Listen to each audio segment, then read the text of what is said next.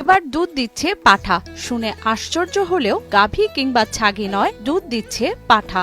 এমনই অদ্ভুত এক বিস্ময়কর ঘটনা ঘটেছে কুষ্টিয়ায়। পাঠায় দুধ দেওয়াকে কেন্দ্র করে অত্র এলাকায় সৃষ্টি হয়েছে ব্যাপক চাঞ্চল্য। আমার লাইফে কোনোদিন আমি দেখিনি যে পাঠার দুধ হয়। একটা পুরুষ পাঠা ওর দুধ হয় নিম্ন হাফ কেজি করে দুধ হয়। হঠাৎ করে স্থানীয় খামারি আবুল কাশেমের একটি পাঠা প্রতিদিন আধা কেজি করে দুধ দিতে শুরু করে। ঘটনাটি জানাজানি হলে এলাকায় ছড়িয়ে পড়ে হইচই। কোনোদিন আমি দেখিনি যে পাঠার দুধ হয়, এই গত আমি দেখলাম যে পাঠার দুধ হয়। তো এটা আশ্চর্যজনক একটা বিষয়। আপনার এটা দেখে আমরাও হতবাক যে এটা হয়েছে। গত কয়েকদিন আগে হঠাৎ করে ওলান ফুলে ওঠে পাঠাটির। এরপর যখন সেখানে চাপ দেয়া হয় তখন বেরিয়ে আসে প্রায় আধা কেজি দুধ। এরকম একটা আশ্চর্য জিনিস দেখিনি। এই পাঠাতে হঠাৎ করে হাফ কেজি মতো দুধ হয়, বড় বড় বান, ধাড়ি ছাগল মতন বান। একটা আশ্চর্য ঘটনা। হ্যাঁ, আধা কেজি মতো দুধ হয়। কুষ্টিয়া সদর উপজেলার জগন্নাথপুর গ্রামের খামারি আবুল কাশেম কয়েকদিন আগেই বাজার থেকে তারা খামারে একটি পাঠা কিনে নিয়ে আসেন। কিছুদিন না যেতেই পাঠাটির শারীরিক পরিবর্তন ঘটতে থাকে,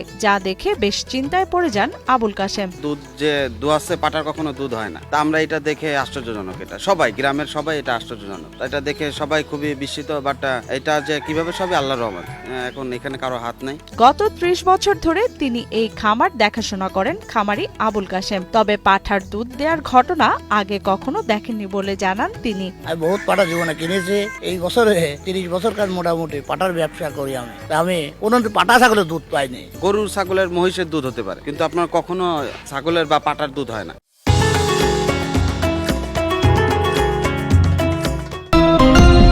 এদিকে ছাগল বা ছাগির দেয়া দুধ খাবার যোগ্য হলেও পাঠার দুধ দেয়া নিয়ে বেশ শঙ্কায় আছেন বলেও জানান খামারি আবুল কাশেম। একটা আধ্যাত্মিক জিনিস না, পাঠা ছাগলের দুধ হওয়া মানে বিশাল ব্যাপার স্যাপার না। আমার জীবনে আমি হাজার হাজার পাঠা কিনেছি, আমি কোনোদিন আমি দেখিনি। আমার জীবনে আমি দেখিনি। ছাগলের যে দুধ হয় সেটা সবাই আমরা খেতে পারি, কিন্তু পাটার দুধ তো খাওয়া যায় না। আর পাটার যে দুধ হয় এটা আমরা কখনো কল্পনাতেও করতে পারি না। তা হঠাৎ করে সেদিন দুধ দোয়াতে যে মনে করেন হঠাৎ করে পড়তেছে। ধাড়ি ছাগলের বান যেরকম এই পাঠার বানও ওই রকম। এই একটা বিশাল ব্যাপার।